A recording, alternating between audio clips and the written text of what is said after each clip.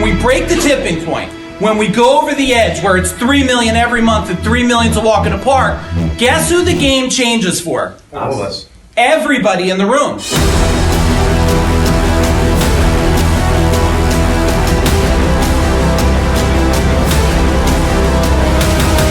I am with my beautiful goddess of a wife for over 33 years.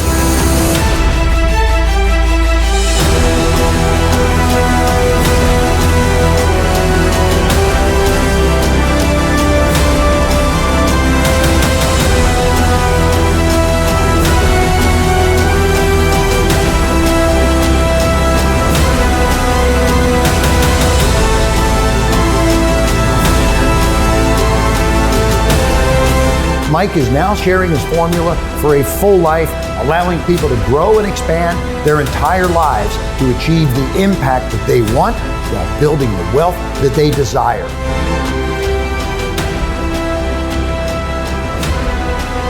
So if you are a business owner, if you run a mastermind group, you want to be involved with Mike. Take it from me, somebody who's worked with him on multiple levels. Mike is the real deal.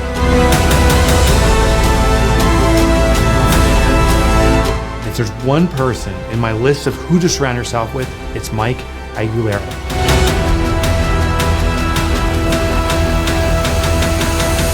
And now, please welcome Mike Aguilera.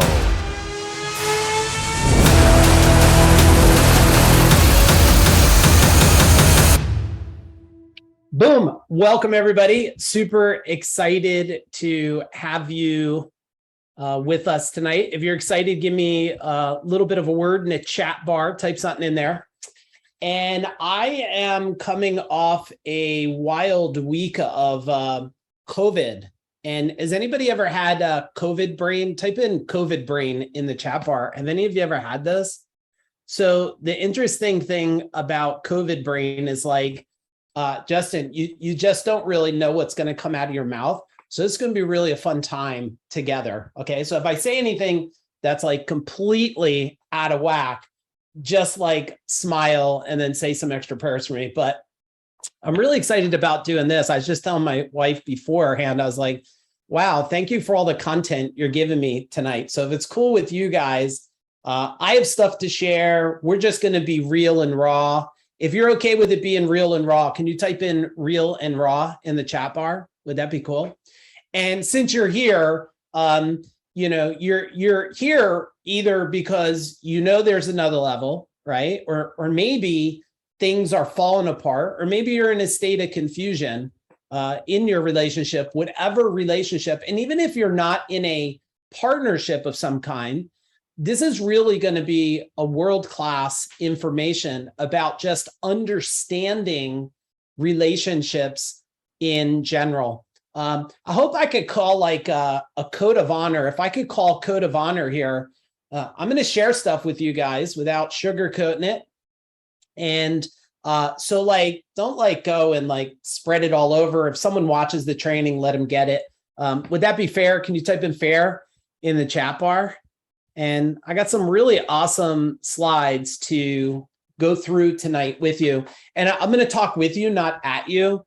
And I'm going to do my very best to try not to overdo my voice, since I am just healing from the COVID thing. But this is called the Relationship Sanity Formula. And how many of you have been in a relationship where you just needed a little more sanity and understanding? Type in sanity or understanding in the chat bar. That's what we're going to dig into today. It's going to be a lot of fun. We're going to go for about 90 minutes, and I hope that you'll write notes. I don't want this to be, I was just talking about this series with the team here that I've been watching, which is about the most craziest series ever my son told me to watch, called The Boys. Did anybody else watch this? Like bathing yourself in holy water is not even enough to purify you after watching that Amazon or whatever series. So just don't watch it. But here's the thing, like people are in a relationship, and if you look at this right here, right, in a relationship, And maybe they're here with you right now, which I hope they are. I've seen there's some couples on here, and it's like, hey, let's do this together. I do think you should write something down. And I'm a firm believer, if you're not growing together, you're growing apart. I've been around entrepreneurs, business builders, training people in some form of either martial arts, education, being in my own business for forever. And the one common theme I always see is when one part of the couple tells me about the other part of a couple in relationship and says, that person's not really into that personal growth stuff. And I just sit there and go, well, I hope they're into the personal divorce stuff eventually, because I've never met a couple that said that and stayed a very, very long timeline. Like in my whole life history, I've never met a couple that said, yeah, she's not really into, or he's not into personal growth, and they went the long run. I just don't. And maybe you're in a relationship and maybe they're not attending. There has to be a point when one side or the other decides they're going to step up first. I think if you wait for the other person or partner to step up, I think you could be waiting and somebody's going to step out. And at any time I hit something that you think makes sense or it resonates, give me a boom in the chat bar. So just so I know my volumes, can you all give me a boom so I know you're listening to me? And also, maybe you're in a relationship and maybe you just don't use the words like spouse or partner. I'm not here to tell you what the relationship should or shouldn't be. I'm not here to tell you that what my wife and I have done is the right things or wrong things. I am going to tell you some of the craziest shit that we've dealt with too. And maybe you're not in a relationship and you just want to figure out how to just do it different in the future, right? You just want to go with the best, hedge the best way you can in a relationship. And how many of you would like the replay to this? Type in replay because you've been on my trainings before or something and you're like, I'm going to go quick. And okay, so here's the deal with the replay. We're going to put it up for 72 hours. If you're not in this group right here, see this? And we'll put a link in the chat bar. It's a free Facebook group. We'll put it in there, okay? So just click there real quick. My team will look for you wanting to get in, answer the couple questions. We'll get the replay up there really, really soon for you guys, okay? So the link's in the chat bar. And also, did anybody not get the Mind Power book yet? Put a question mark in the chat bar if you're new or something, and maybe you didn't get the Mind Power book. If you didn't get it, go here, right? You could get the, hey Mitchell, you could get the free book right here. If you want it sent to you, you could pay just shipping. And if you're broke off your ass and can't afford free shipping, send me a message and I'll just send you the free book. Erica says, reading a chapter every evening. Yeah, someone else told me they're reading the book every single day and they keep going back and rereading it. I'm really proud of it. It's changing a lot of lives. And my wife has even told me some stories about some younger people that are reading it. And a friend of mine, dad is in the hospital. He's really sick. And, when elderly people sometimes go in the hospital, they start to lose hope and belief and stuff. And he started reading this book to his dad in his hospital. And his dad is now healing and believing, right? So there's no span of age on this. So please make sure you get it. I don't get wealthy over, you getting a book, let alone it's free here. What I do get is we get the satisfaction of knowing that we're changing parts of the world here. This is, just so you guys know, this is a life training. It's not a business training, even though a lot of you know I'm a business expert. But I'm a firm believer that, to grow bigger businesses, you got to grow a bigger life. And the better you grow your personal relationships, the easier it is to grow massive business. It is a real struggle to grow businesses of this size and caliber if you're not aligned with your relationship. And both of these businesses, before I decided to do them. I went to my beautiful wife, Jennifer. If anybody's new, you'll see Jen's in there. She's typing. She's a beautiful one, smiling with the big giraffe in the back there. And like I went to my wife and said, hey, this is a journey. I'd like to go it. Are we both in on it? Because if we're not both in, then it's going to feel like there's going to be a moment you're not on board. And if you're not on board, you'll be against it. And has any of you ever took on a journey and you were not on board and like one person created resentment? Type in resentment in the chat bar if you can relate to relationship resentment. It has to be alignment. It really does. And, you know, this company, Gold Medal, that was a $32 million company. And, you know, I had 200 employees, 165 trucks. And we were in the service, and service doesn't stop. There's not a flare. There's not like at 3 o'clock is the only time water heaters break and bad things happen. So it's a 7-day-a-week, 24-hour-a-day business. It's a relentless, non-stopping, but also very rewarding because I sold that in 2017 and created legacy style wealth. And then I also built what a lot of people know of CEO Warrior. If you know CEO Warrior, type in CEO in the chat bar. Those of you who don't know it, look up ceowarrior.com, especially if you're in the service industry and you're looking to grow. You know, a lot of people think what I did at Gold Medal was complicated and impressive. It really wasn't compared to CEO Warrior because Gold Medal, I only owned that business. It was simple. It was mine. When I was working and growing CEO Warrior into the top training and implementation organization on the planet, I felt responsible for hundreds and hundreds of companies. I will tell you the burden was bigger and the pressure was higher. I don't think I've ever shared that with people before. Here's a disclaimer. I'll give you the simple disclaimer. Like, look, we're not therapists. I'm not a marriage counselor, even though my wife and I did go to marriage counseling one time. I'll just give you the short version, how that worked out. If you want to know, like just put a smile face in the chat bar. If you want to know how that worked out for us, that run at marriage counseling. And I told you I'm going to be real and raw. And my wife, this is how we live, being open. And like, I just knew, Jacob, that marriage counseling wasn't going to work. When the counselor told my wife, now that your husband got a vasectomy, Janet, she said, now he's going to go. No, she said, if you got one. Oh, I didn't get one yet? No. Oh. Well, then why don't you tell him what she said? She said if he got one, that he would go and have sex with whoever, wherever, whenever.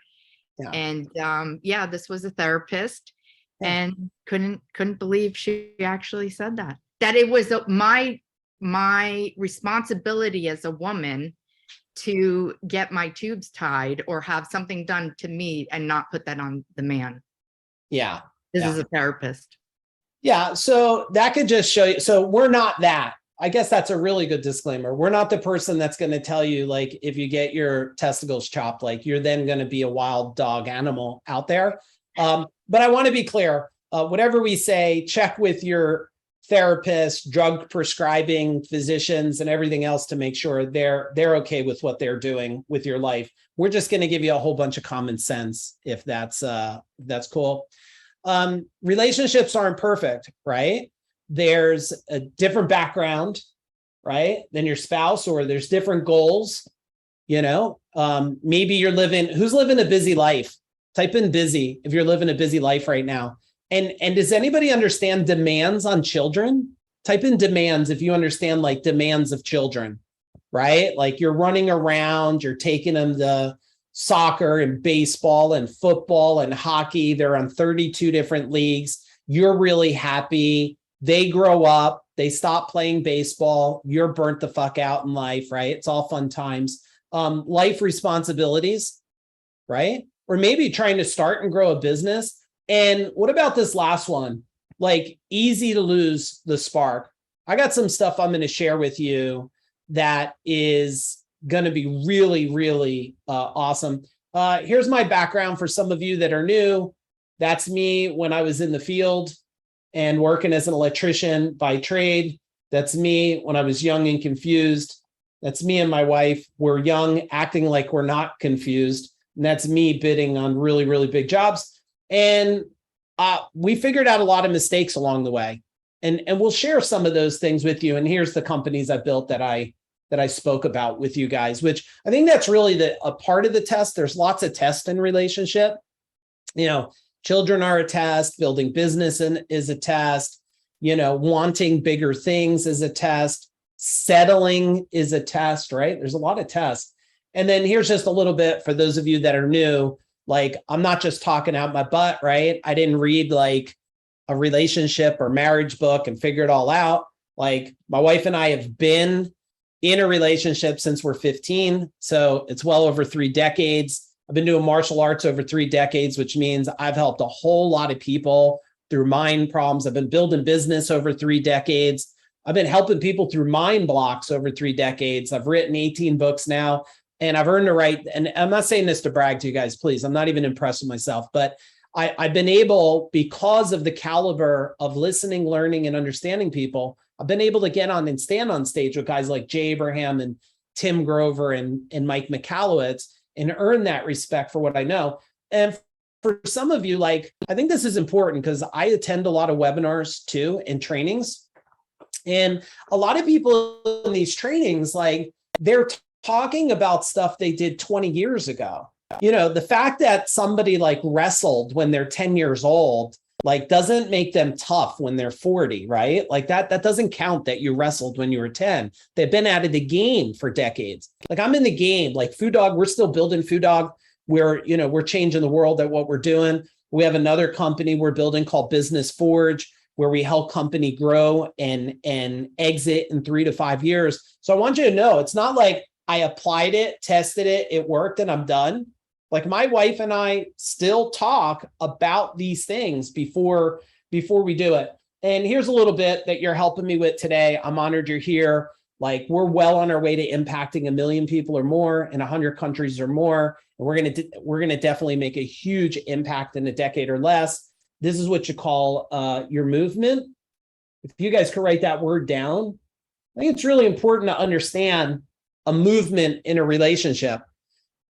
Because if one side is all in on the movement and the other side is not, like someone just posted the other day, they said like, I think it's my friend Robin said, like, how much, if I paid you to never work again or whatever. And it's like, first off, the definition that you even say you work means that there's another level in life. Can you just write that down? The fact that you say you're going to work, you do work, you have a job, means there's a whole nother evolution for you in your relationship where it's like, I'm going to a place to live my life bigger.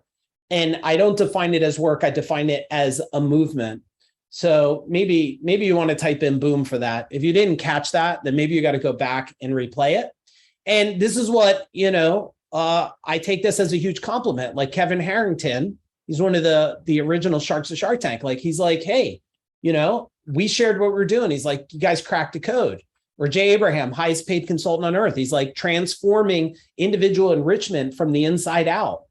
And that's really important in relationships. And then there's my amazing family, my wife and I, and there's my beautiful wife who we're going to collaborate on this as we go through the different things. So if you're ready for strategy number 1, type in strategy in the chat bar. This is where we're going to get in the meat and bones of things. And I really want you, if you're here with a relationship, okay, or if you're learning to improve a relationship and your relationship's not here, I want you to understand everything that we're teaching tonight is not about pointing a finger at anyone else. Like, you should never point a finger at anyone else until you point it at yourself. Now I'm going to make a statement and you're going to want to write the statement down. Your relationship is nothing more than an inner reflection of yourself. Okay, let me say it again, Hank. Like, your relationship is nothing more than an inner reflection of yourself. Okay, if your relationship has anger in it, you have anger inside of you. If it has chaos in it, you have chaos inside of you. And so if you look at relationships as the ship, right? It's like the whole foundation of the ship. And a lot of ships if you have a ship and like you don't have a sail, which the sail is your visions and your goals. And later I'm going to talk about how there's different levels for you to understand how these things change over time, right? How these goals and visions change. Now, if you have a rocky ship and you don't have clarity on your vision and goals, okay, this is probably a good relationship storm. It's filled with chaos and confusion. Now, the whole is what you've learned about relationships. Now, how many of you, and we'll dig deeper into this, have had a model of relationships in your life that may have not been the very best model that you wanted your relationship to be? Type in like me in the chat bar, right? Maybe you're from a divorced family. Maybe you're from parents that yelled and screamed. Maybe you had a dad who punched holes in the walls. Maybe you had a mom that threw and broke stuff, right? Maybe you had grandparents like that. And so I want you to know that your relationships in this ship is nothing more than two pieces: your past model and your new decisions. Can you write that down? Right? Like your relationships are nothing more than your past models of what a relationship should be or what it is, and the decisions that you choose to make, right? And if you made conscious decisions, well, then you decided maybe to break the cycle or break the trend, right? Because you're like, I don't want to be like this. I don't want to do like this. I don't want to act like this, right? And there's so many complicated pieces to that. Sometimes it's nationalities, right? Some of them are loud, some of them are aggressive. I remember my son's one friend, like he was from a culture that if the kid did wrong, they burned the kid with a cigarette, right? So I don't think the parents never got burned by cigarettes and woke up one day and the parents were sitting there looking at their kid and going like, you know, it'd be really cool if that kid messed up and we just burned him with a cigarette. Like, I don't think that's created that way in the human mind. I think it's somebody did that and then it's carried. So do you understand this whole model? Because a lot of people, instead of evaluating the model for change in the future, what they do is evaluate the model for blame from the past. I want you really to think about what I just said, okay? A lot of people, instead of looking at the model for change of the future, like, hey, we could do this better, we could do this different, we could improve this, they focus on blame of the past. Jen, you want to add anything in on this model of relationship section here? Well, earlier when we were talking about it, we talked more on the lines of clarity, you know, on the vision and the goals. And, you know, if you're not clear on what you specifically want, you can't expect your partner to know. And that will cause, you know, chaos and arguments but you yourself have to get clear on your vision and goals before you could even bring them to your partner. And on the talking about past stuff, a lot of times people know what they don't want from their past relationship experiences of their parents, grandparents, aunts, uncles. They know what they don't want, but then a lot of people don't know what to do or how to do it different. They just know what they don't want, but nobody's there to guide them on other ways of doing things. Yeah. So well said. And those of you that don't have camera on, if you wouldn't mind, turn on the camera unless you're naked or completely inappropriate, which won't shock me, but maybe others, so we could see you.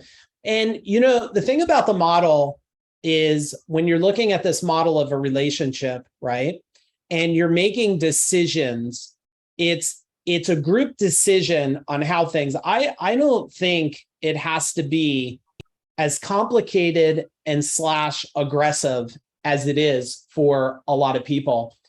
And if you look at number 2 here, strategy, doing this now for over 3 decades of helping people, and I led to this a little while ago, like your relationship is a reflection of how you feel about yourself.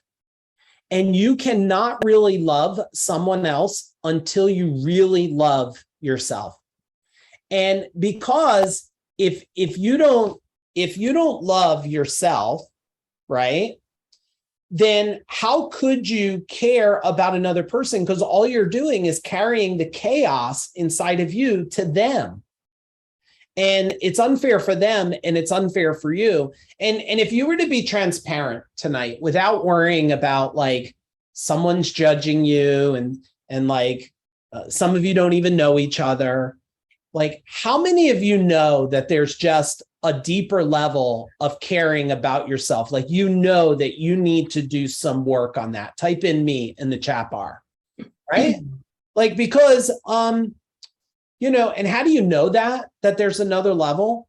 Because when you look at yourself in the mirror, well, it's funny because I made a joke this morning because I had heavier COVID brain this morning. I said something to Aaron and my wife. I was like, I don't know what I said, but I was like, I looked in the mirror and the mirror said, well, I don't know. What did I say the mirror said back to me? Do you remember, Jen? That you were awesome or something. Yeah, that I'm amazing, right? Yeah. Like, yeah, I'm amazing. Like I love myself. Like I really do. And when you have that, and you really do love yourself, and you love what they would call imperfections, which is only someone else's description of how they think you should be. That's like what an imperfection is, Janet. Like an imperfection is what someone else in the world, a magazine or TV says you should be. Like, you know, you should look like a Barbie doll because that's what they say you should be. So anything you carry that's not Barbie doll or Ken doll like is an imperfection. So you see a pimple as an imperfection, a bump is an imperfection, a cluster of fat as an imperfection. And when you create a visual of seeing nothing but imperfections in yourself, you don't move closer to love. You move closer to hate or resentment for yourself. How many of you could relate to having resentment in some form of yourself? Type in resentment. And insecurities. Insecurities? Yeah. They'll have insecurities in that. And it's not that someone can't really love someone else. They're trying to. Yeah. However, it's most likely not ending up in a healthy way for either of them. Yeah. Let me share something about the brain and the human body. Everything that you agree on the brain that is not working, has resentment, you feel it's broken, it's not helpful, the brain comes to a decision, just so you guys know, with the body and makes a decision to destroy it. Okay? So if you turn around and you're like, oh, look at me, I'm disgusting, I'm fat, I have a big belly, the body will not go, let me make you fit. It will go, let me make you dead. That's how the mechanical system is built. It's a self-correcting mechanism to destroy whatever you program it to believe in. And a lot of times that's why they call it, and look, there's a lot of scientific things too, but that's why they call it whenever there's chaos inside.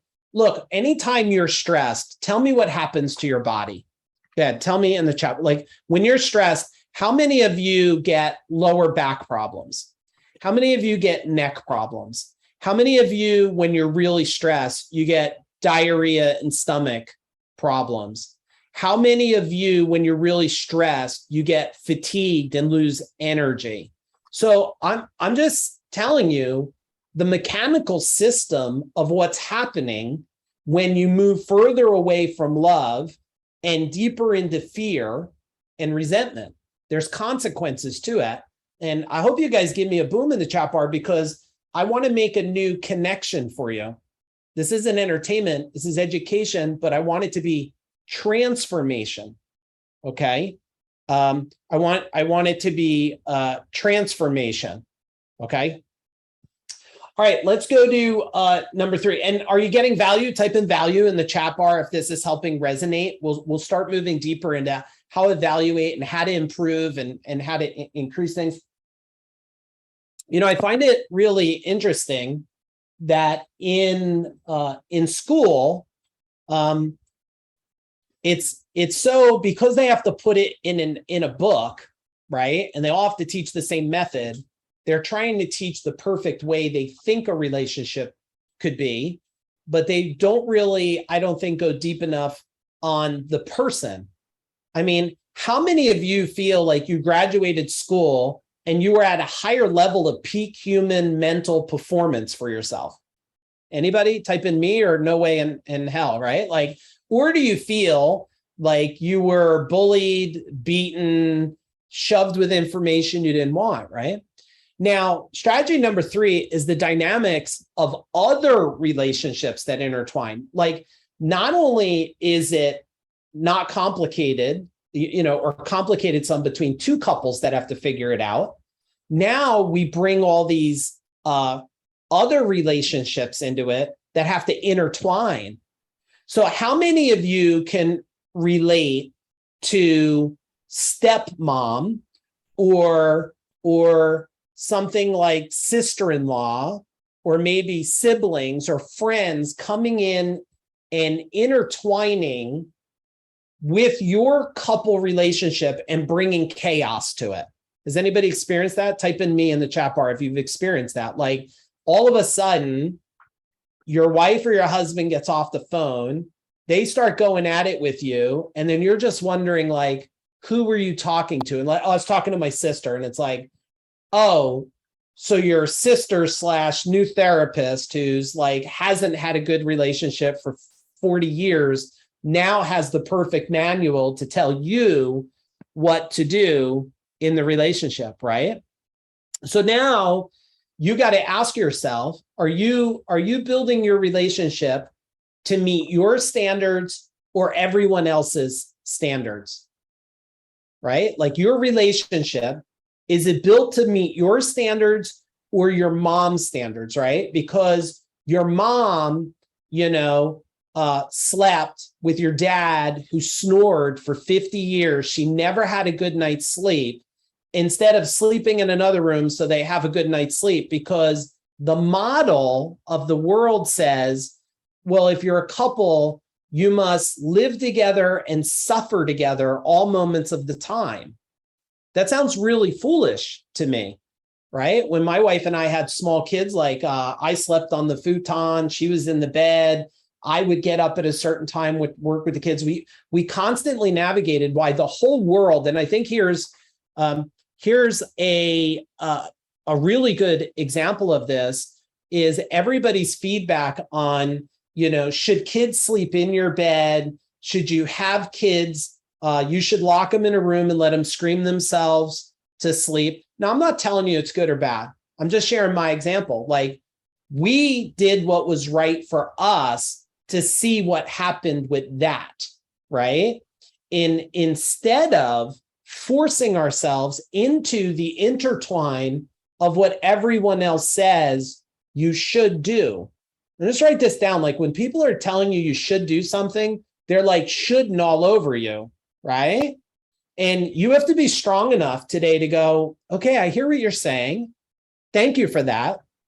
But like, I'm going to go do this, right? Like, and you don't have to understand it. You don't have to appreciate it. You don't have to agree with it. But like, this is what I'm going to do. How many of you could understand the dynamics now on how relationships can intertwine with couples and actually cause resistance a lot of times? Tell me in the chat bar. Have you experienced this? Yeah. But you have a choice, right? Like, here's the choice. And some of you, I think, forget. You have like life, as far as we know, is like your choice and whatever God and belief you believe in. So if you believe in God, it's like life is your choice and God's choice, right? I guess if God makes a decision, you're done here, you go somewhere else. But like, that's the only two decisions. But you kind of act like everyone else has a say in the decision. Let's go to this.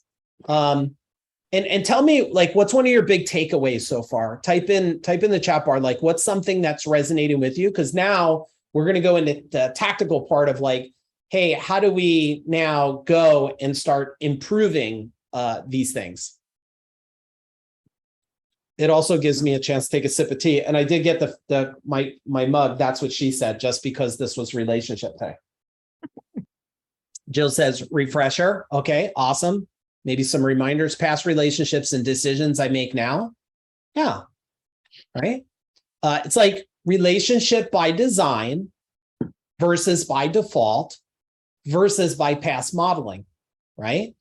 Now, let's look at relationships here. Now, this is where we are going to set some healthy boundaries if you're with your couple, or you're going to do this later. And you have to have the temperament of wanting to improve and improve you first. If you want to improve someone else first, I'm going to tell you it's always a tougher road. You got to improve yourself first. So this first column here is your ranking of the relationship. Like 10 is the very best. Okay. It's like, hey, I believe my relationship is the very best on all levels: passion, purpose, alignment, communication, right? And if you feel like ranking, you could put it in the chat bar, but you don't have to, okay? But then there's your partner's ranking, right? Like if you go to your partner and say, hey, 1 to 10, and I want you to be really truthful with me. 10 is you wake up in the morning and like you are so thrilled about the relationship, how it is, how you communicate, like you love it. And 1 is you can't even stand to be in the same existence and environment. Where are you?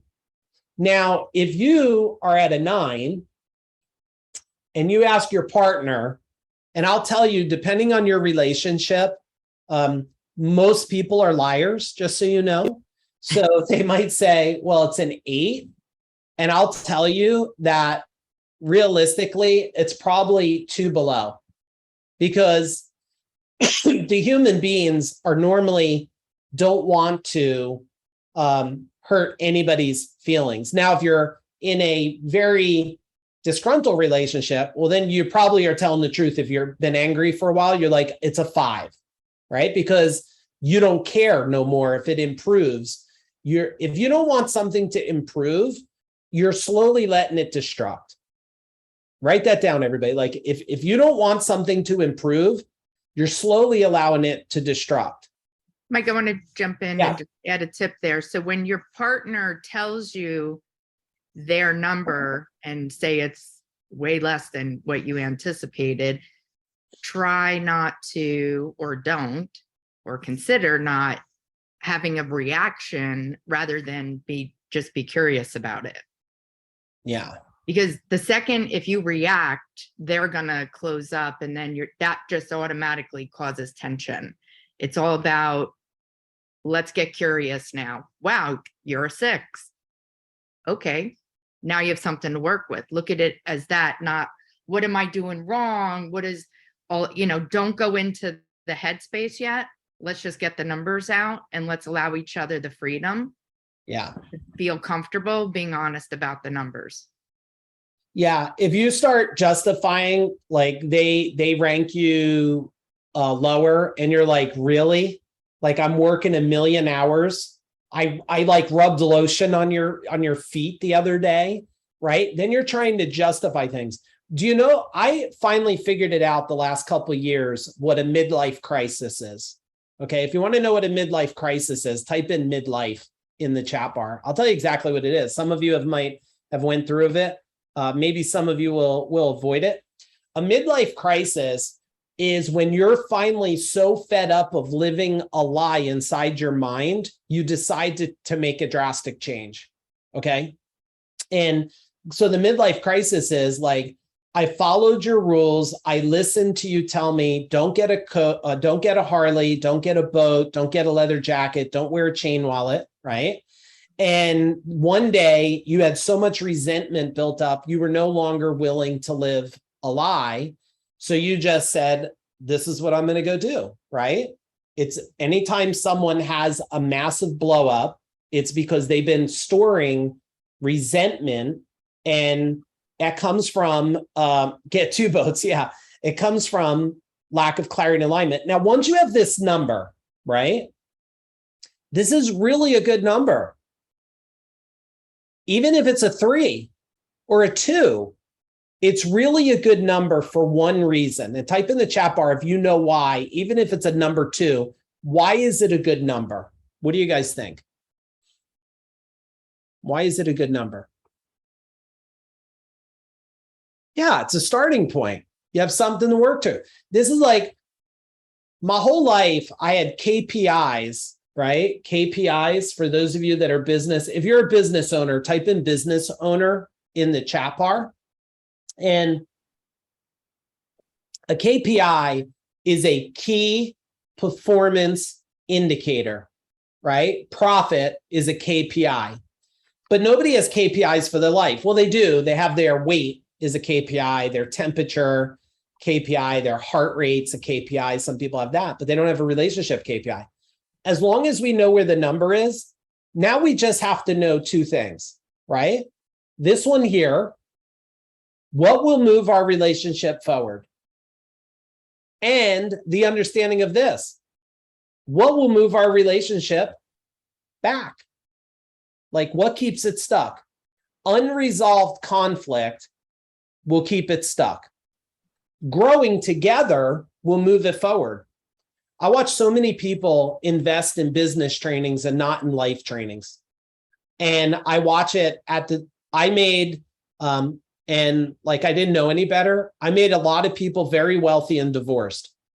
And I didn't know it was happening because I thought that they were growing personally when they were growing professionally, but they were only growing professionally at the destruction of their business. It happened to me and my wife, just so you guys know, like it's the letter, the word that you never want to say. And once it comes out, there's like no turning back. The wounds have been sliced into skin. And what's the word, everybody? Type it in the chat bar. What's the word? Come on, you know the word. Starts with D, right? It starts with D. Yeah, divorce. And like when that word is said, like it's hard to turn back from it because that's like saying there's a line in the sand. My wife and I lived through this line in the sand where we had to make a decision. Wait a second. And I'll tell you one of the biggest distinctions for me, and I don't know if my wife has a different one to share. The biggest distinction for me was I was thinking it was the other person's fault for what was happening until I came to the ultimate realization, holy shit, the chaos inside of me was causing the chaos inside of the relationship. And we were fortunate enough to both come to that realization at the same time of I also felt and took ownership for my side. Yeah.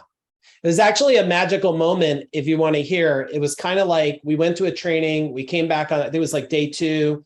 I don't know, maybe me or my wife, whoever said it first, I was like, oh my God, it's not you, it's me. And then she's like, no, it's not you, it's me. And then we made a decision.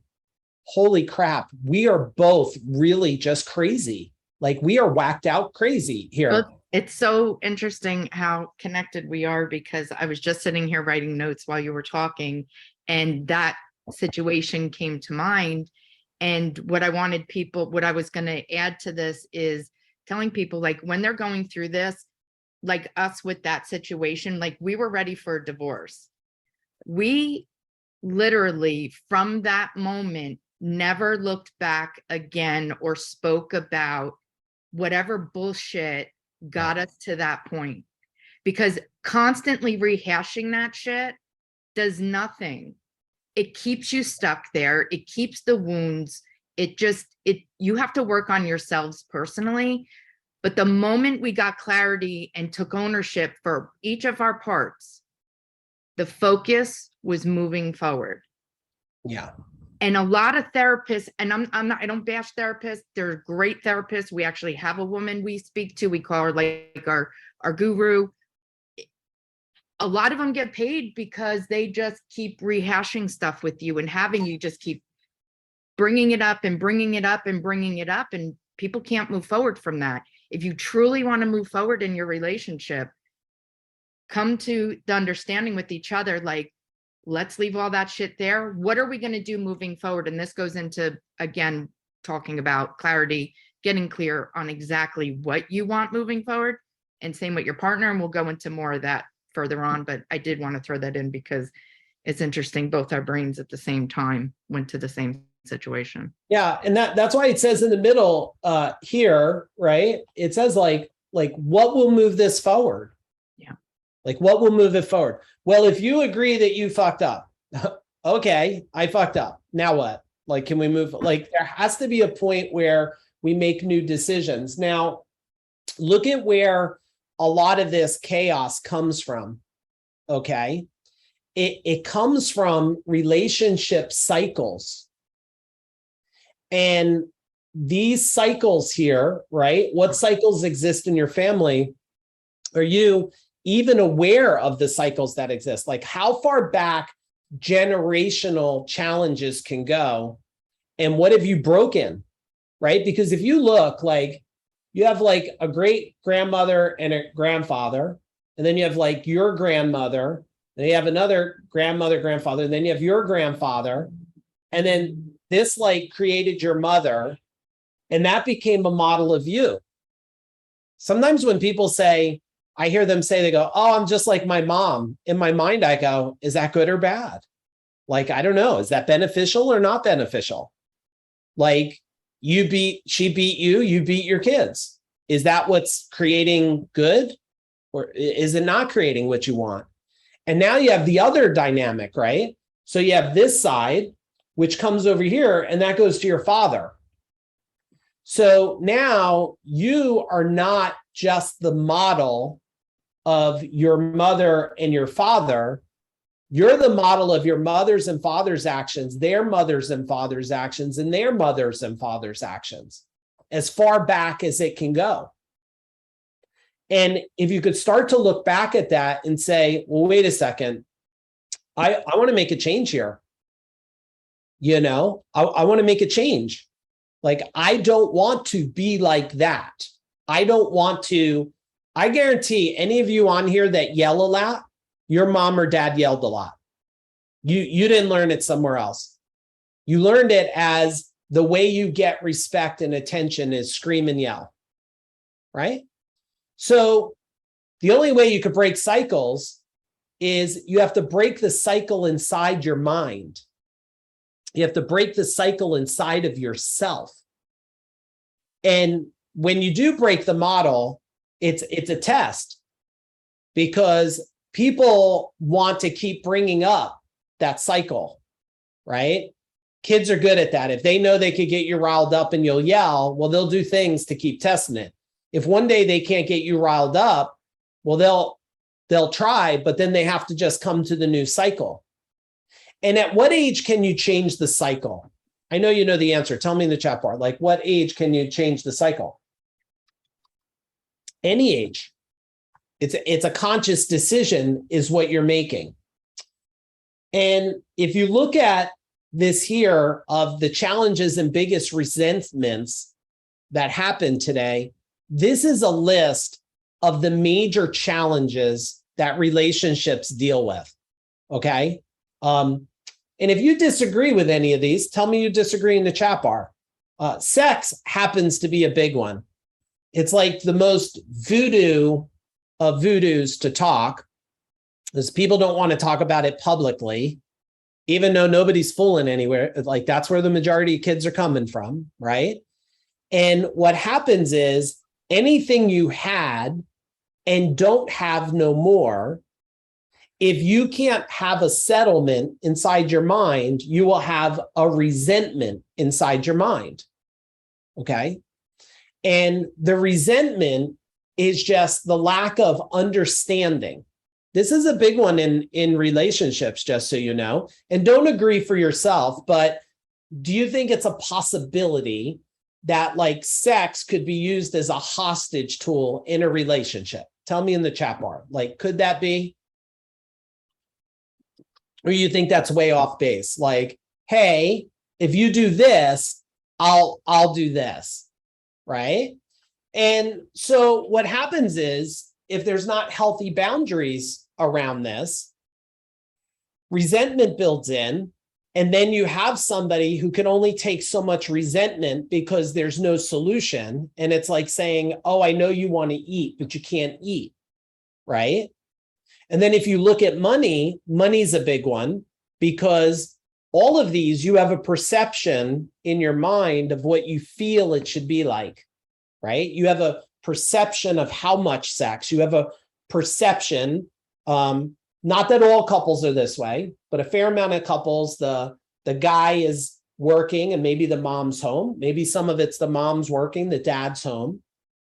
Maybe both are working, but somebody has a vision of what they think they should have by money by now, right? Like they're like, or they, do any of you know somebody that you don't have the level of success as your wife or husband's dad does, right? So resentment comes in, it's like, oh, I married you because your dad was successful and wealthy, so I thought you would be. So there's resentment there. And then there's kids, right? There's the disagreement in kids. This causes challenges. One of you think the kid should get a switch. That's like a long stick to beat the kid with. And the other person says, well, I don't think beating the kid is going to create an adult that's going to be kind, but it's going to create an adult that's going to beat someone else someday. Write this phrase down, because my wife actually taught it to me decades ago, and it's proved true forever. Hurt people hurt people. Write that down. Hurt people hurt people. If you know someone that's been hurt, they're mean and they hurt other people. I mean, it's proven over and over again when I see it. So now you have the kids. Then there's the timing challenge that happens in relationship. I thought by time we were 50, we would have 2 homes. I thought by time we were here, we would vacation. I thought I would have a new car by now and not a car that's breaking down. So this causes a lot of resentment, right? And then there's quality time. Which one of these, 1, 2, 3, 4, 5, which one of these 5 so far have you ever related to in the past?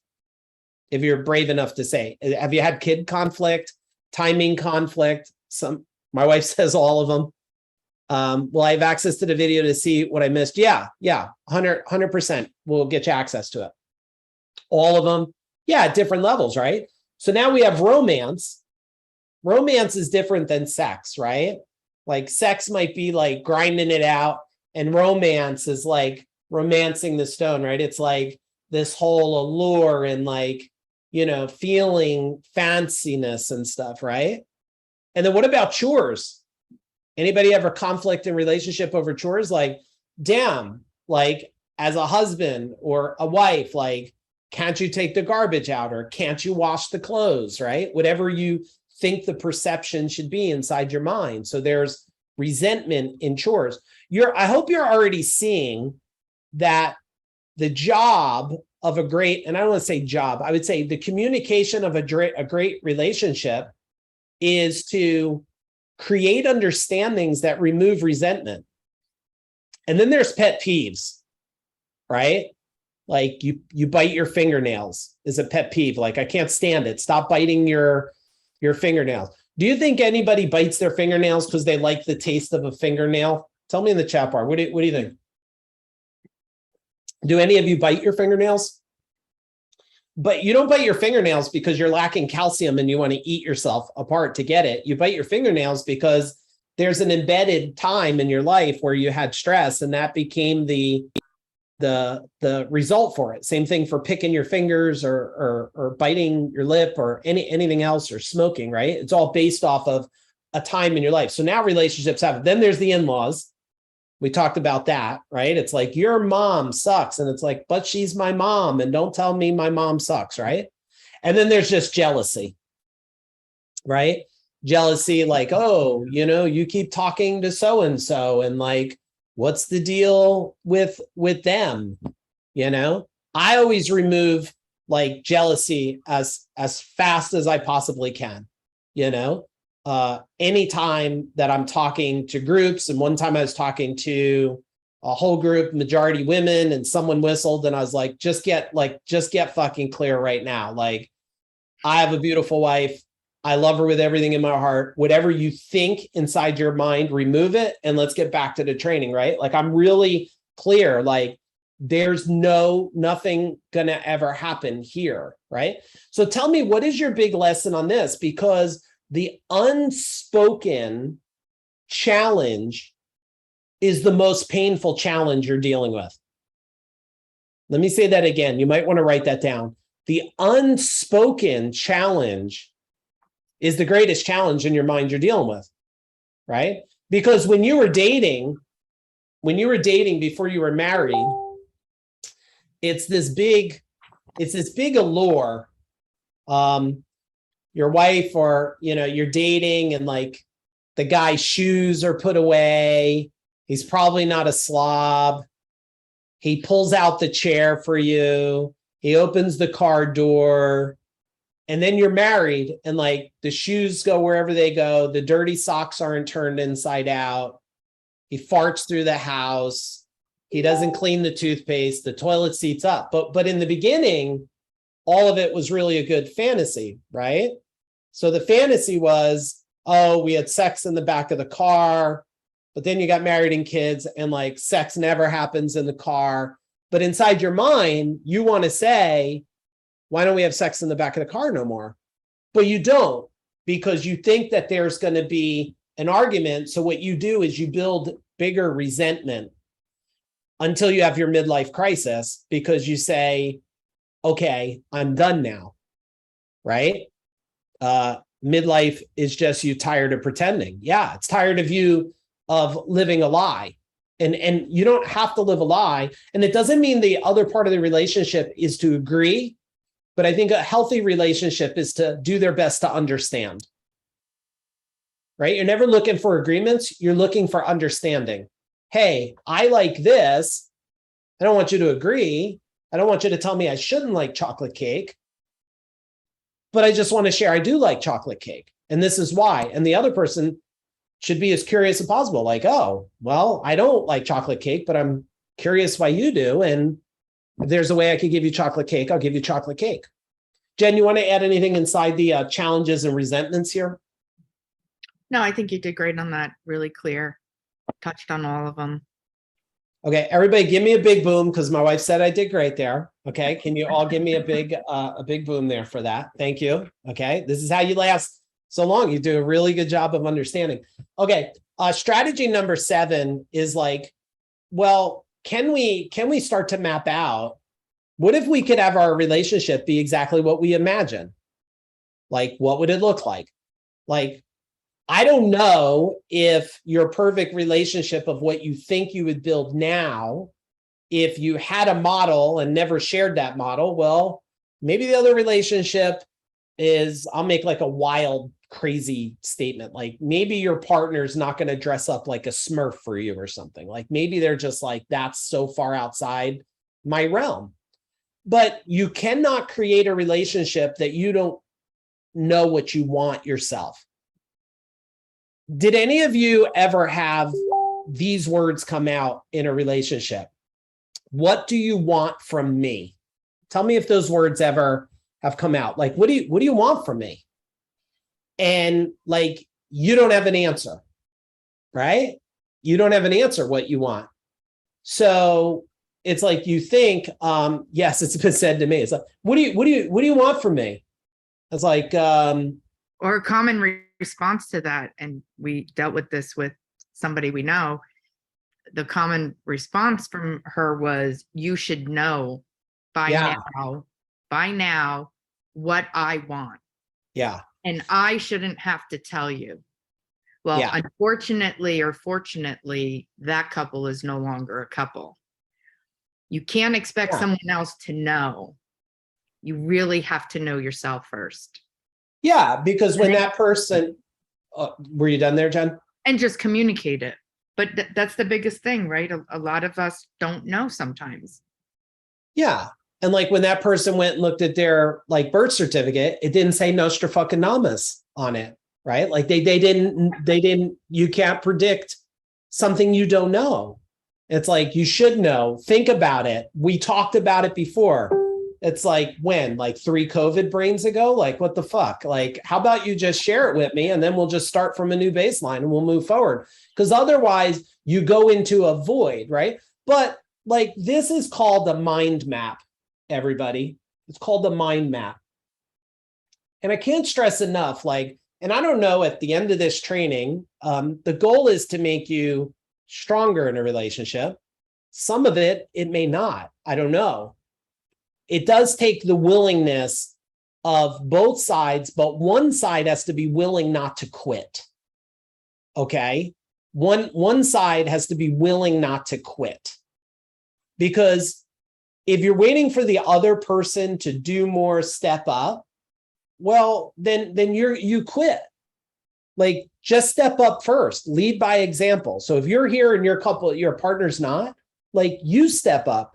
And so you could start mapping it out, like your relationship, right? It's like, okay, I want it to be growing together. I want it to be learning. I want it to be, talking it out, like brainstorming, working through things, right? And if you could look at this like, okay, well, money, and I want an abundant mindset, mindful. Like, there is nothing more torturous in a relationship than one person that's ultra safe and conservative and another person that is aggressive and big vision minded. If anybody can relate to that, type in relate. Like, there's not, like, one's like, I'm like gonna tear walls down. Now, if my wife was always throwing an anchor around my waist going, don't tear walls down, like, that would be very tough, long run to go. So my wife's like, you sure you want to tear the wall down? What's on the other side? I'm like, I don't know, but I'm going to knock it down. And she's like, okay, like, let's just see who dies. Well, then the wall's going to get knocked down. But if she anchors me, and if I was anchored, I could have never built huge businesses that I built and sold businesses if it was like that, right? So you got to be clear on the abundance. And remember, it goes back to model, maybe you had a mom that's like, oh, well, just be happy with what you have. I mean, how many of you heard that as a kid? Like, hey, you should just be happy with what you got. It's like, okay, I am happy with what I got, but I'm also motivated for what I could still have, right? And then there's like disagreements. Like, how do you want to have disagreements? Like, hey, when we have a disagreement, let's have, like, gracious. Do you want to have understanding, compassionate? So you can only have a relationship built at the level of clarity. Now, let me share something about vibration. I wasn't going to talk about this, but I will. When you create ultimate clarity about what you want in a relationship, it sends out a vibration like this. It starts to vibrate exactly what you desire. When you vibrate exactly what you desire starts to be created. I know that because I know when my wife and I were not vibrating together, we were total polarity apart. When we made the decision and we both came to the understanding that both of us were completely messed up, the vibration aligned and we started to vibrate forward. And one of the biggest things for us, the biggest understanding was that if we're both not growing together, we're growing apart. And that's why I think that's so important today, that you're doing things as a couple. I mean, my wife and I were listening on our trip to Florida to Outwitting the Devil together. the audiobook. And we would pause it and we would talk about it and say, what was that? Or she would ask me, or I would say, what did you think about that? And like, so even on our drive, we were growing together. If that makes sense, give me a big boom there. And then let's go for number 8. So number 8 is communication versus confrontation. Now, I've used this example, Matthew, for many years of a rubber band. Like if you pick up a rubber band, communication is we just leave the rubber band there and we just talk about what's happening here. How do you feel? What do you think? How do I feel? What do I think? It's very healthy. The minute someone grabs the rubber band, they're saying, I want resistance. Pull that sucker. Now, if one side goes, I'm not picking up the rubber band, there could be no confrontation. It's like, I'm not going to do that. Like, I'm not going to argue. I'm not going to bang doors. I'm not going to curse and yell. You can. Did you ever have a confrontation with someone who's furious and you just don't get furious? And it's just kind of looks very amusing. And eventually they have to stop or remove themselves because it becomes a point they're fighting against themselves, not against anything else. But if two people pick up the rubber band and start pulling, this normally happens like 12 o'clock at night. Any of you have a confrontation, it's always at nighttime, start pulling that rubber band at midnight, normally ends at 3 o'clock in the morning. No one says goodnight, wake up in the morning, it's like that rubber band still pulled. Now, if you keep pulling the rubber band, resistance happens. Sometimes one person says, oh yeah, watch this. And they let go of the rubber band and it snaps on the other person. That's when divorce starts coming in, right? When someone comes in for the Mortal Kombat relationship blow, we're like, oh, how'd that feel, right? What do you think about that? And so that just causes greater resistance. So the goal is for everybody to understand in this strategy number 8 is in a relationship, what's the difference between communication and confrontation? And what are the rules or the laws or the guidelines you want to create for communication, right? Like me and my business partners, I had 2 business partners at one time. We had to build a safe word in our company. You guys know what a safe word is? And you wouldn't think that 3 partners together need a safe word. But like the safe word was, it was actually called bamboo, was that anytime everything started to freak out, if anybody called the safe word bamboo, you don't say one more word, you just move away. You just move away. We had to call it, well, there's like a bunch of Italians, right? Like you need a safe word.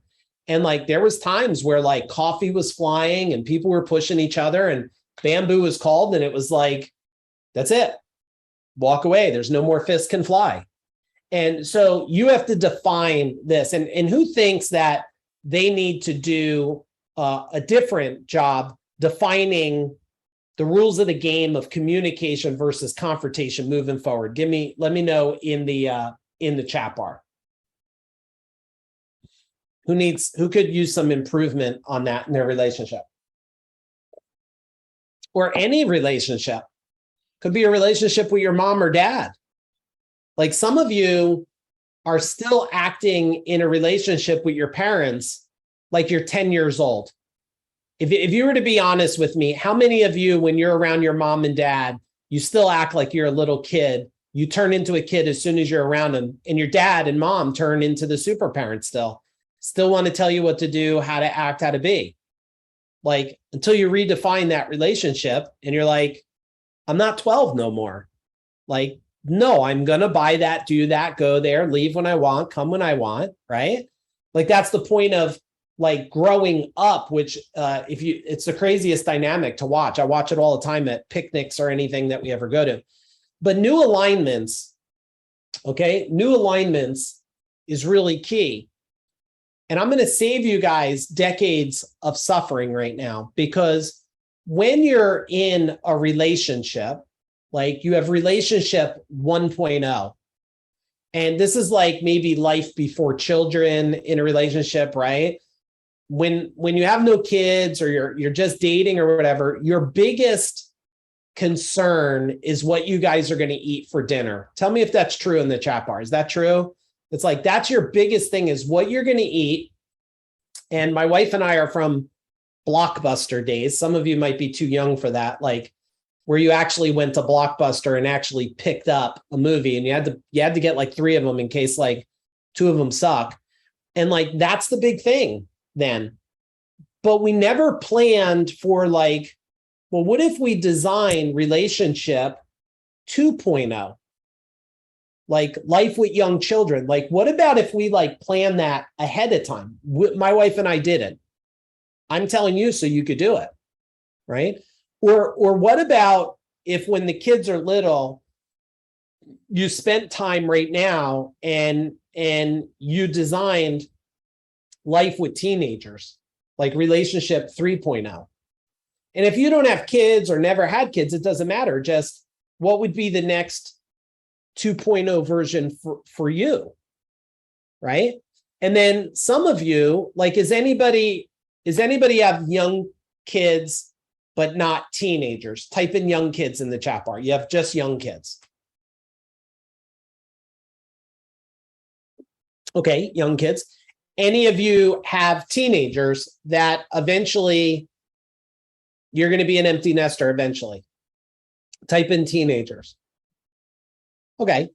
So like Chuck has young kids, I would be in my relationship saying, okay, they're 7 years old, 5 years old. Let's define life as they go into teenage. How do we want to live? What do we want them to do? How do we want to think? Tell me what life would be like if you designed one step ahead before you got there. Tell me in the chat bar. This should be very super rewarding, very transformational for you right now. And like empty nesters, like defining what that's like. And then some of you grandchildren. Like, what if we already developed that ahead, right? That's what we would call new alignments or future alignments. It's when you don't understand that it's coming and you're just living the day that all of a sudden, yeah. And Jen says, like, there could be taking care of parents, or, right, Jill, co-parenting, right? Like, where does that, what version is that? This is just a model for you to call your version. Like, if you're living what you think is 3.0 version of your life, how about we develop 4.0 version, right? 4.0 version. Okay. Now, love languages are super important. And there's a link here. And team, maybe you could dump the link in the chat bar. I'm such a big believer in this book because I just understand through all the years that if people don't know their love languages, they might be communicating in a way that's not serving in the relationship. So there's 5 of them, right? Now, mine are very easy, just so you know. My wife agrees they're very easy. They're words of affirmation and physical touch. Adam, these are very simple. Just touch me and tell me I'm a really great guy, and we're done. Like, I'm not very complicated. Now, I don't want you to all touch me. Okay. I just want my wife to touch me, and it's done. Now, my wife's are very complicated, actually. I find them. Hers are acts of service and quality time. So, Adam, as long as I'm doing something to accomplish a task, take garbage out, hang a picture, right? That's an act of service. Or quality time, like we're spending time together. I think mine are simpler. Just touch me and say great things. But I'm just making a joke. They're all important to the person. Now, let me make sure you understand how this could be very detrimental in a relationship, like very against polarity. Let's say, and how many of you, let me just talk to guys a minute, if it's all right. This could apply to women, but I'm just going to talk to the guys. Guys, how many of you are words of affirmation Like you love when someone says you're doing a good job, you worked hard. And guys, how many of you are physical touch? So tell me if you're both of those. Okay. Craig says both. Mike, let's just get a little clarity on it though. Everybody has all 5 of these. Yeah. He's talking about what your top 2 are. And just a little reminder, don't forget about the other ones just because these are the top 2. But go ahead to the top 2. Yeah. So now these are your top 2. I'll just use Craig as an example. And I'm making this up, Craig. And someone tells Craig, you work too long, you work too late, you're never home on time. Okay, this is what it does if words of affirmation is one of your top ones. It's like slicing you in half. Translates, you're horrible, you're bad, you're a failure. And then on top of that, if you're a physical touch and you don't have physical touch or sexual touch, whatever it is for you, it is like torture for that person. So when you don't understand these, this is how relationships break apart. Because now what happens is this: the girl in the office or the girl at the donut shop or something says, oh my God, you're such a hardworking man. You're always working late. Your wife must love how hard you work. And you're like, fuck no, she's mad I'm late. And then she says, like, touches your shoulder like, man, you're such a strong guy. You now say, man, I'm getting my top love languages from the girl who's making the Boston cream donuts, right? Now, on the flip side, let's say who's acts of service and quality time? Is anybody that? Men or women? Acts of service and quality time. So how does this work? It's like your wife or husband says, hey, could you take care of these things? Could you take the car to get fixed? And you go, I don't have time for that. So your wife or husband goes, well, I guess you don't love me. You don't care about me. And then you say, why don't we watch a movie together? And your husband, well, how am I going to do that? I got a job and I got guys. So now what happens is, and like my wife said, you have all of these, but there's a top 2 that are probably big drivers.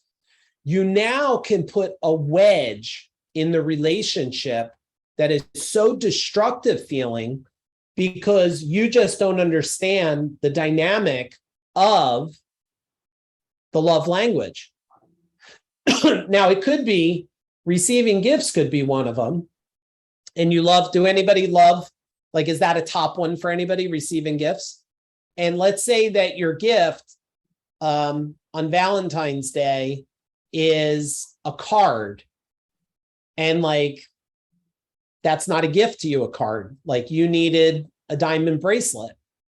But your husband's thinking, screw the diamond bracelet. It's not worth the money. I don't understand it. It doesn't matter because that person's love language is, I love gifts. Remember, there's no right or wrong. There's no good or bad here. There's just an understanding. So I would challenge all of you, if you have not done it, to do that test, the quiz, with you and your husband, and then understand how have you been doing serving these things. And right? Mike, Yes. and then the next step is to get clear on what each of those actually look like for you.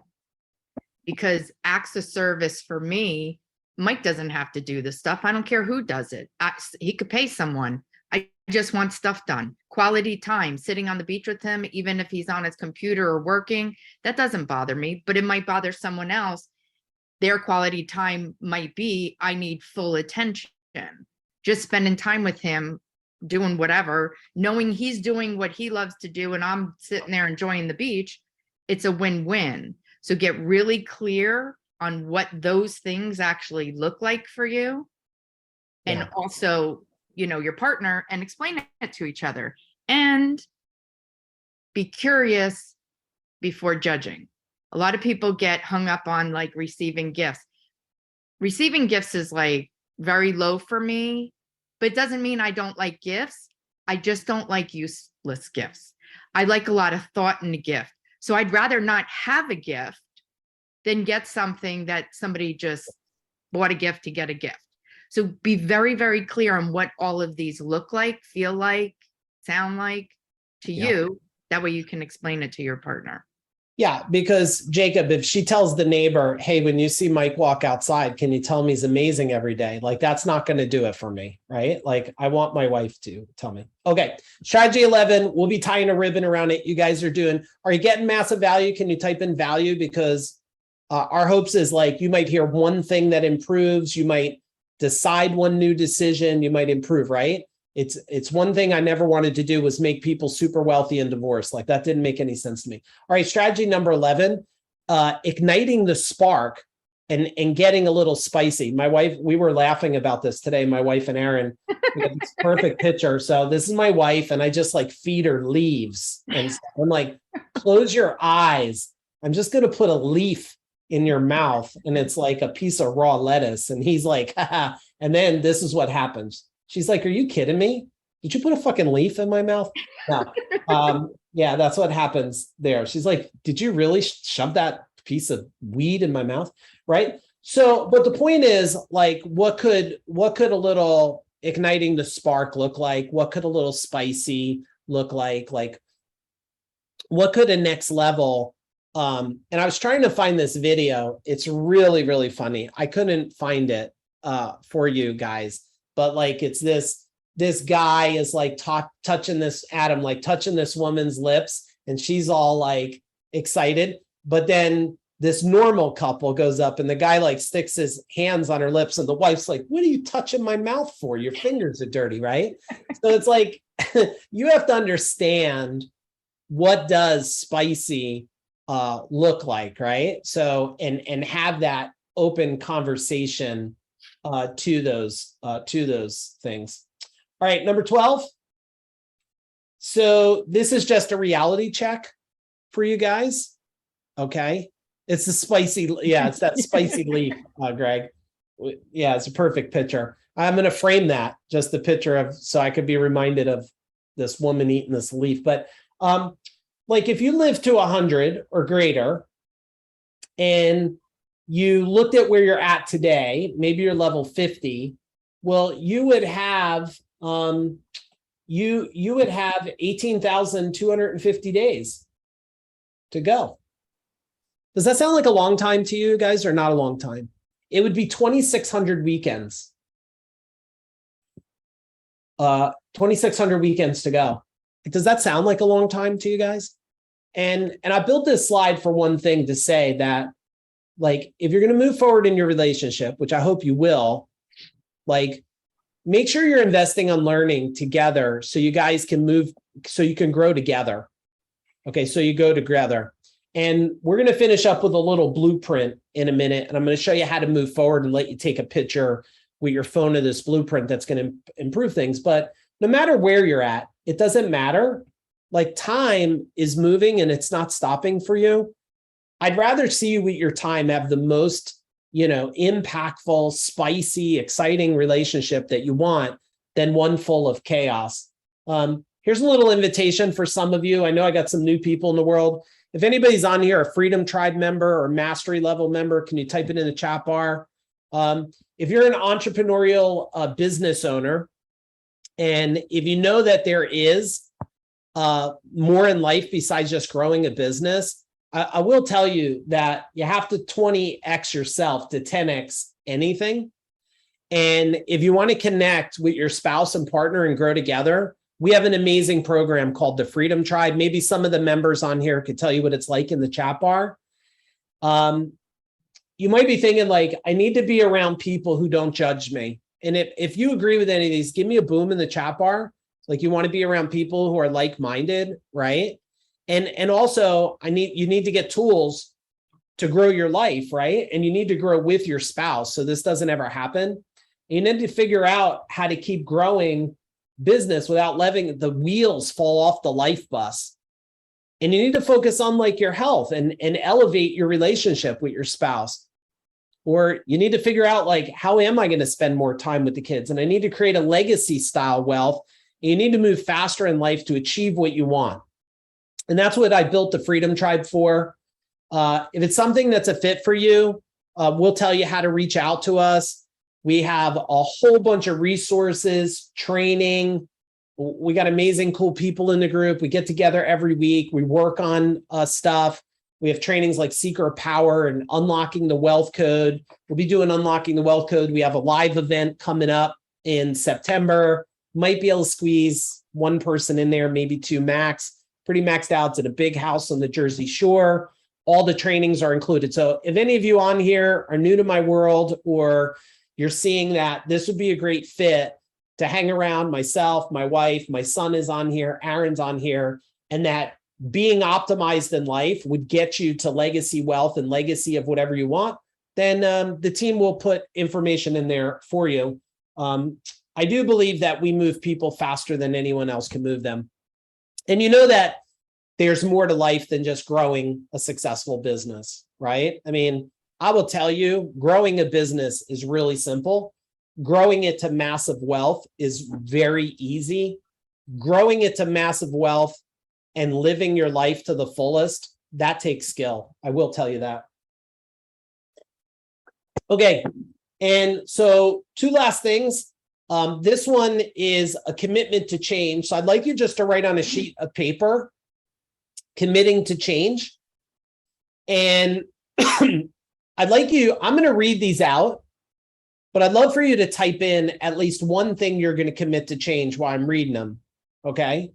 So one of them is like, my commitment to change is I will stop letting my past stories and relationship beliefs dictate how I function in my relationship, or I will break generational cycles. And I don't want you just to do this now.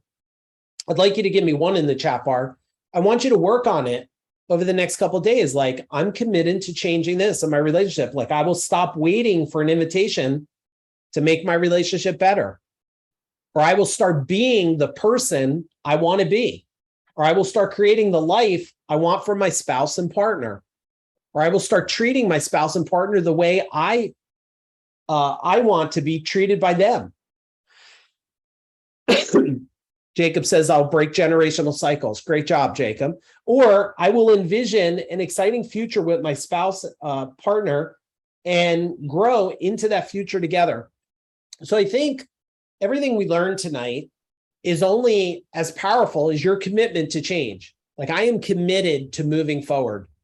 All greatness that I've created in my life, my relationship, everything I've done, come at the end of making a decision to commit. I will start creating the life that I want for my partner. Nice, Denise.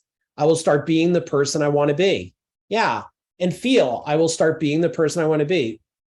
Sangnita, nice. Like feel how that feels when you like just settle into that. And then here's the last part. And you could just take a picture of this on your screen so you have it. You'll get it with the replay, but I think it's really good for you to leave with this tonight. It seems like we're right at the good timing too, where my voice is starting to go a little bit here. I'll envision an exciting future with my spouse, and we'll grow into that future together. Nice, Erica. Be the person I want to be. Yeah. So this is a really simple blueprint that you can all take action on this blueprint. Evaluate your relationship. Rank your relationship. And then why did you choose the number? Hey, I chose an 8. Okay, why'd you choose an 8? Why didn't you choose a 7? Why didn't you choose a 9? Decide on the change you're going to make. Like, I'm going to change this. Decide on things you're going to start doing, stop doing, and keep doing. Make a commitment to change, and then grow together, right? Grow together. This is how we'll grow together, like by doing this, by having communication instead of confrontation, by having healthy boundaries, by understanding love languages, right? Is this a nice little blueprint for you guys? Can you give me a little love in the chat bar for me and the team here? Because I believe we summarized it into one simple sheet that can just help you. And like, you could use this sheet and go, okay, I'm going to put my mom on this one, right? Or I'm going to put my dad on this one. I'm going to put my sibling on this one, right? Or my friend, like, okay, evaluate the relationship. rate it, decide to change. Start, stop, keep doing, commit to change, grow together. So even though we covered a lot of partnership type relationships, okay, I want you to know that this one form could apply to every single relationship, because there's not one relationship. And let me give you, hopefully you all got a thing there. I'll read this quote and then I'm going to give you one big concept to walk away with. Okay. So a growing relationship magnifies the power of the individuals in that relationship. You might want to take a quick snapshot of this quote. A growing relationship magnifies the power of the individuals in that relationship. Okay. And so let me take this down and give you one last thought before you all leave. I'm super honored that you're hanging out with all of us tonight. I'll see if my wife has any last comments for you. Is that if you look at relationships, you first want to improve the relationship with yourself. Then you want to improve your relationship with everything around you. You have a relationship with your cell phone. You have a relationship with your checking account. Then you want to improve the relationship with the closest people to you, your husband, your wife. And then you want to expand that relationship. And then you want to understand the relationship in your business and the relationship with the people you do business with and the products. Like, if you look at relationships of what we covered, I know it sounded like a broad approach. It's a very wide approach to a very life-changing thinking for all of you to take your life to the very next level. And Jen, any closing notes that you'd like to share with everybody here? Just going back to, get clear with yourself first. That way you could share it. When you're sharing with your partner, consider not reacting. Be curious first. Yeah. When your partner, this happens too, when your partner's being curious and asking questions, don't go on the defensive. That happens a lot because a lot of people question things because they are being judgmental. Yeah. Understand each other, want to get clarity. So you're asking the questions to get that clarity, to not judge each other. Yeah. Great. And so if anybody is interested in, we have a couple spots in the Freedom Tribe, hit me up. Otherwise, super appreciate, love all you guys. You should either go have sex with each other now, or if you're not in a relationship, have sex with yourself or something. I'm just kidding. My wife knew something inappropriate. My son's trying not to laugh at it, but he knew I had to end on a strong COVID note here. Love you guys. Stay in tune. And if there's anybody that you think this training would serve, please let us know so we could share it. If there's a community, well, maybe you might have to cut out that last sex part if it's going to a certain community, but or our Facebook group has an amazing place for people to collaborate. Love to have you guys there. Have an amazing night, everybody. Boom.